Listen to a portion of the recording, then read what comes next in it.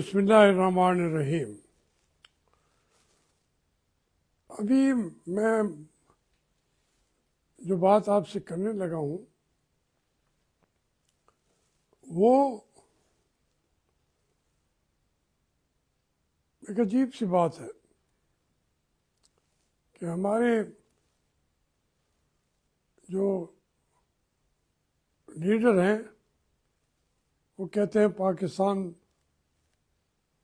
बदबख्त है, ऐसे लीडरों से पाला पड़ा है जो ओए तोए कहते हैं। इनको समझ भी नहीं आती कि इमरान खान ने तो पूरी तकरीरों के अंदर कभी उस हद तक नहीं किया। ये जो राना सनाउल्लाह जमांद्रू पीपल्स पार्टी का है, तो इसको याद है कि भुट्टो साहब क्या कहता था। वो जलसों में हराम ज़्यादा कहता था नौजवानों को। जो हम बांग्लादेश नामंजूर की बात करते थे तो कहता था कि और उसका जलसा हम उठा रहे होते थे तो वो कहता हराम के बच्चों, चलो मैं भी कहता हूँ नामंजूर, बांग्लादेश नामंजूर। और उसको फिर उसने गाली दी, मुझे मजबूरन कह वो सुनानी पड़ती थी। माँ बहन की गालियां दे के पहली तकरीर के अंदर ही, जलसे के अंदर भी अरे कहा काट दो काट दो काट दो। ये गालियां इमरान खान ने सिखाई हैं। और फिर बस मेरा मुंह ना खुलवाए। मुस्लिम लीग ने भी जो अखलाक की दुनिया कायम की थी उसको हर एक जानता है। और मैं बात तो कोई और करना चाहता था। सिद्दीक अल फारूक साहब इस दुनिया से चले गए तो वो एक गरीब घर का कारकुन था। कॉलेज में वो सर्दियों में भी उसका मलेशिया का पजामा होता था। कभी सर के ऊपर खेस बांधता था। इन हालात में वो बेचारा जर्नलिस्ट बन गया। और जर्नलिस्ट भी कोई इतना बहुत नामवर तो ना हुआ, लेकिन वो जब अब इस दुनिया से गया है, नवाज रजा ने उस पर कॉलम लिखा कि वो मर रहा है, उसे आपकी ज़रूरत है और वो बेबसी के अंदर, गुर्बत के अंदर बीमारी का मुकाबला भी नहीं कर सका और तो एक दो दिन में मर जाएगा। किसी ने उसका पता नहीं लिया।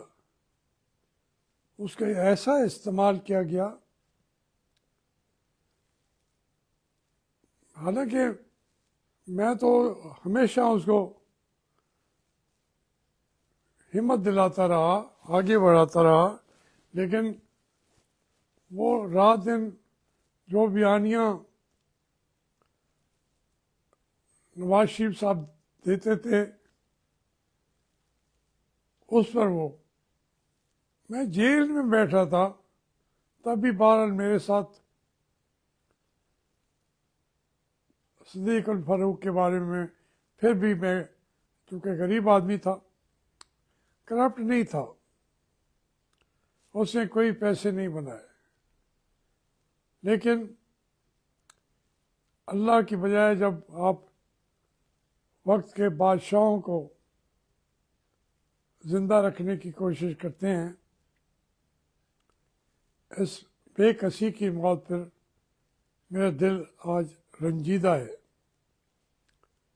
कहाँ से चला था, कहाँ तक वो चलता गया। अब बयान भी देंगे, कोई शायद उसके जनाजे में चला भी जाए। उसको भी एक लिमिट के अंदर रहना चाहिए था। बहरहाल अल्लाह ताला उसकी मग़फ़िरत करे, उसकी तुर्बत पे साए रहमत रखे। मैं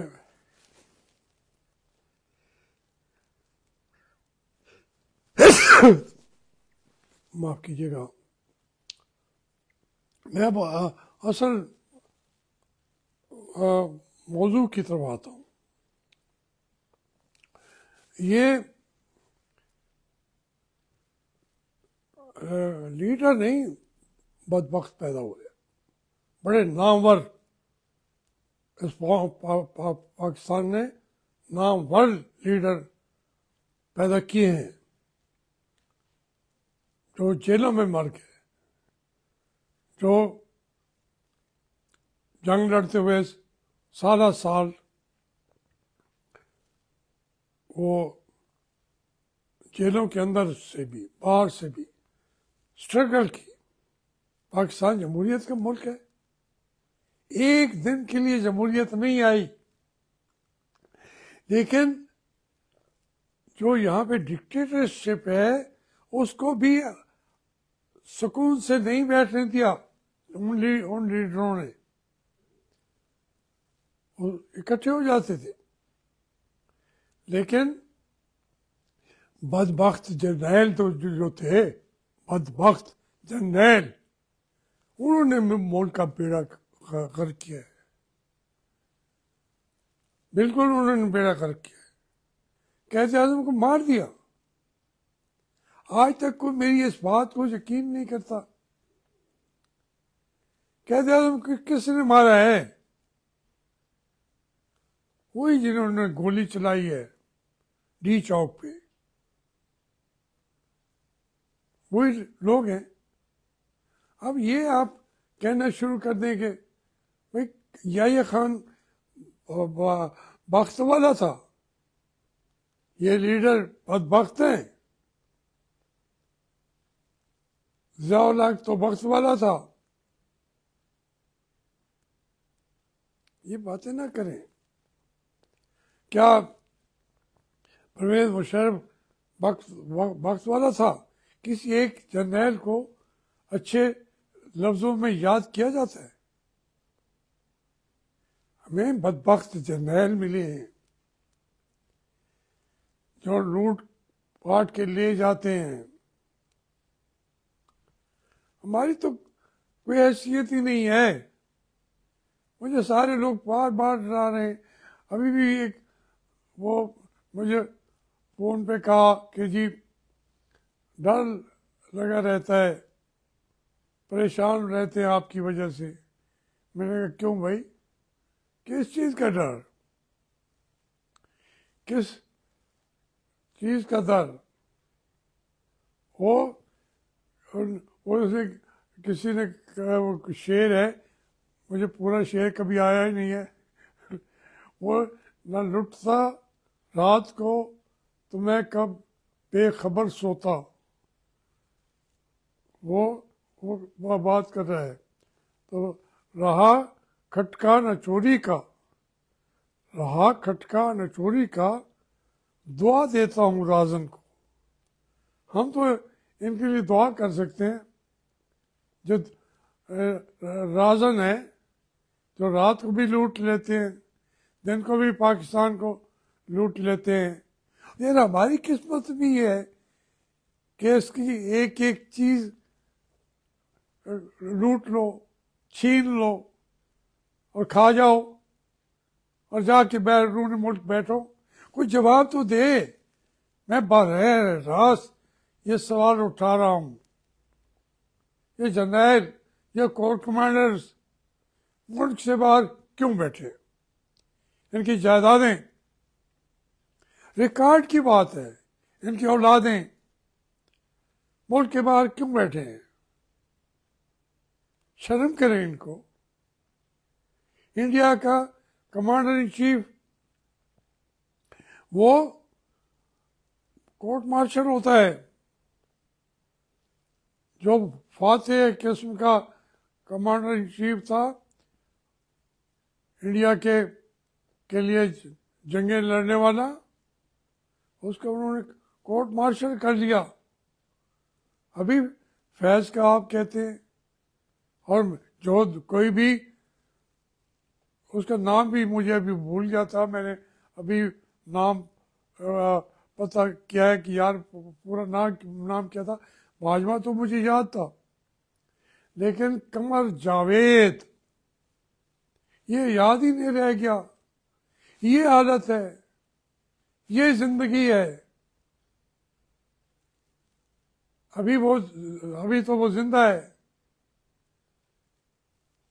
कुछ अच्छे नाम के साथ ये रह जाते, उसका कोई कोर्ट मार्शल करेगा नहीं।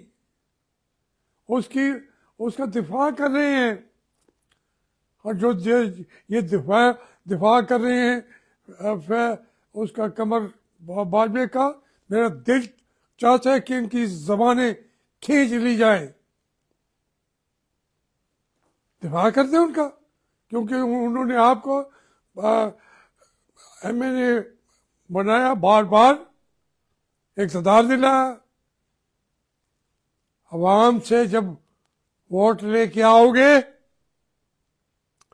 फिर मैं जुबान खींचने के बजाय आपकी भी इज्जत करूंगा। आप कुछ समझते नहीं हैं। 8 फरवरी भूल जाने का दिन है। कमर जावेद बाजवा तो है ही भूल जाने के काबिल, उसे भूल जाएगा हर कोई। लेकिन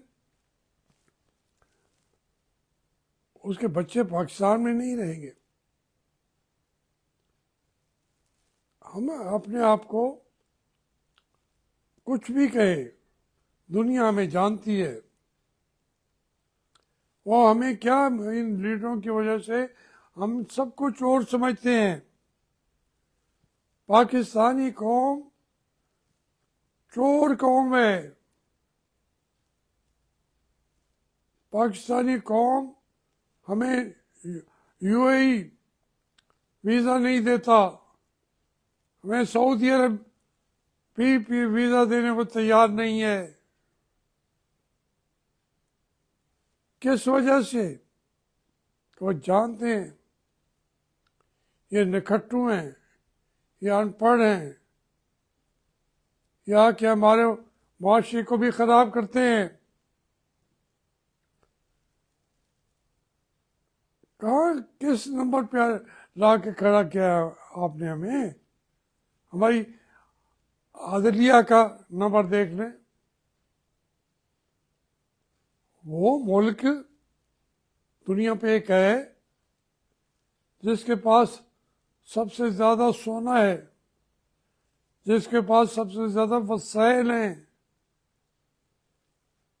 इंतहा के वसाइल हैं, जो जोग्राफिकली इतना अहम है कि वो रास्ते दे तो दुनिया की तिजारत के रास्ते खुल जाते हैं। वो रास्ता ना दे तो दुनिया की, तो रूस की, चाइना की, इंडिया की, अफगानिस्तान की, ईरान की, उनकी तिजारत नहीं होती। पूरी दुनिया के अंदर यहाँ पे चोरों का कब्जा है। 76 साल से हमारे नौजवान तो सिर्फ इन 2-3 को कह देते हैं चोर, जरदारी साहब को, या मियाँ नवाज शरीफ साहब को, या शहबाज साहब को, या मरियम बीबी को, या हमजा को, या 4-5 लोगों को। ये तो है, लेकिन सबसे ज़्यादा चोरों का मुल्क इसलिए है कि इस मुल्क के अंदर स्मगलिंग कौन कराता है? कौन कमांडर? हर काम करे आएगा कोर कमांडर। फिर कहेंगे हम इनसे डरो, नहीं, अल्लाह से डरो, इनसे डरने की कोई ज़रूरत नहीं है, ये मार देंगे। कई लोग जो हैं इस मुल्क के लिए जाने दे चुकी हैं, जमहूरियत के लिए, मगर इनका आप देखिए ना, आज़ाद कश्मीर कह रहा है कि आपने हमसे सब कुछ चोरी कर लिया है। आज़ाद कश्मीर जिसके लिए आप कहते हैं जी हमने कुर्बानियाँ दी हैं, वो कहते हैं कुर्बानियाँ किया, हमारे तमाम लोगों को शहीद भी आपने किया है, मारे भी आपने है। अब मुझे बताओ कौन सी जगह रह गई है? गिलगित बलूचिस्तान, वहाँ भी मुजाहरे निकल रहे हैं, और अब तो जानने वाले बता रहे हैं कि वहाँ पे ऐसी तहरीक चलेगी कि वो आप उनको हिंदुस्तान का की तहरीक कहेंगे, लेकिन वो तो आपसे आज़ादी चाहते हैं, आपसे, आपकी गोली से, आपसे हर कोई डरता है आप डी चौक ना बन जाएं, हर पर गोली चलाएंगे। और डी चौक आप हर शहर में, बलूचिस्तान के हर शहर में आपने बना दिया है। उनकी हिस्ट्री तो पढ़ लेते कि हमने कैसे बलूचिस्तान को साथ रखना है। तुमने लूटा, मारा, उनका घर से बेघर किया, मिसिंग पर्सनल के अंदर बना दिया, और फिर आप कहते हैं कि अल्लाह खैर करेगा। भाई मुझे आप ये बताएं, ये अब क्या हो रहा है? तो अमेरिका के अंदर हमारी बेटी कैद में है, क्या नहीं हो रहा उसके साथ? उसकी बहन ने कल परसों कहा कि आप ये बात भूल जाएं, इन्होंने मेरा पासपोर्ट पास रख लिया है ताकि उस डेलीगेशन में मैं साथ न जाऊं। भाई उसका पासपोर्ट क्यों रखा है पाकिस्तान ने? इसलिए रखा है कि वो तो सारी बात खुल जाएगी कि उसको गिरफ्तार किसने कराया, उसको अमेरिका को हैंड ओवर किसने किया। ये क्या नाम है यार, वो दो बच्चे अमेरिका में अंदर जो गिरफ्तार है 15-16 सालों से, हमारे उसको लेने के लिए डेलीगेशन भी किया हुआ है। तो वहाँ वो हमारा जो डेलीगेशन है वो कैसे उसके आज़ादी की कोशिश करेगा? जो आज़ादी की कोशिश कर सकती है उसके तो आपने पासपोर्ट नहीं दे रहे, और कैसे देंगे? आपने उसको पकड़वाया, अमेरिका के हाथ दिया आप या अपनी बेटी को, आपकी बेटी को ऐसे इस्लामाबाद से को उठा के लेके जाए तो फिर आपका रवैया क्या होगा? इंसान बनो। आप छुड़वाने वाले जब उसको बेचारे को कैद में रखी बैठे हैं, आप उसको आपने पकड़वाया, आप ही कहते हैं कि वो आ गई तो वो तो सच बता देगी। ये ऐसा मुल्क है। अमल कासी को फांसी लग गई आप लोगों की वजह से। ये सारी चीजें आप करते हैं और बेखबर हैं, बेपरवाह है, आपका कोई कुछ बिगाड़ नहीं सकता।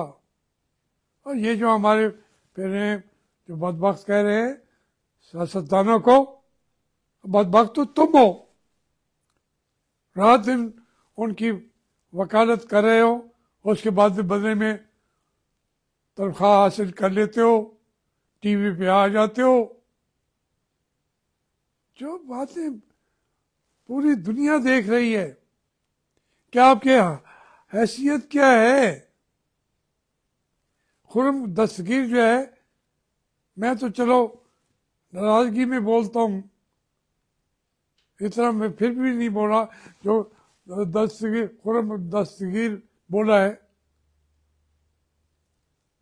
कोई आपने कोई बात रहने नहीं दी। यही है, अब सदर ममलिकत है, वो कहता है, अपनी तकरीरों में कह रहा है, बयानात दे रहा है कि बस ये एक अदारा है जो मुल्क को बचा सकता है, और वही अदारा मुल्क को तबाह कर रहा है, डुबो रहा है। इसलिए मैं अपनी बात को बहुत तवालत नहीं देना चाहता था। मैं थोड़ा सा किसी चीज़ों पे इमोशनल हो जाता हूँ, अपनी ज़ात के लिए नहीं, अपने बच्चों ज़ाती मेरे घर के, ये कोई ऐसी बात नहीं है। वो जो हम पूरे मुल्क लुट रहा है और बिल्कुल हर वक्त लूटा जा रहा है, तो उसके ऊपर मैं रंजीदा हो जाता हूँ। माफ़ कीजिएगा, मैं अपनी इस जो तल्ख नवाई पे शर्मिंदा हूँ आपसे। खुदा हाफ़िज़।